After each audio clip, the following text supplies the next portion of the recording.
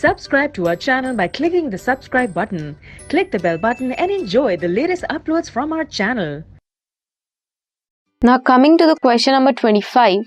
4 students observed the given specimen carefully.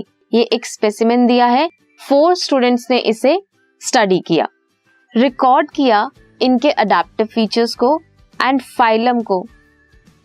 What is the correct identification of the adaptive feature and phylum of the given animal? क्या होगा इसका? Adaptive features क्या होंगे इसके?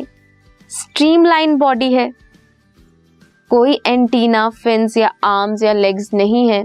Streamline body है, antenna, arms, fins, legs नहीं है, तो ये इजी होगा इनके लिए सॉइल को बरो करना. सो ये अर्थवॉर्म की तरह फीचर शो करते हैं. साथ ही साथ यहाँ पे एनुलस रिंग्स प्रेजेंट है इनकी बॉडी में, मींस सेगमेंटेशन है. सेगमेंटेशन किसका कैरेक्टरिस्टिक फीचर्स है? एनालिड्स और एनालिडा का. तो फाइलम क्या है? एनालिडा है, because of the presence of annulus ring या फिर सेगमेंटेशन जो प्रेजेंट है इसकी बॉडी में. सो ये ऑर्गेनिज्म क्या है? This organism is earthworm. Phylum is Annelida. This is all about question number 25.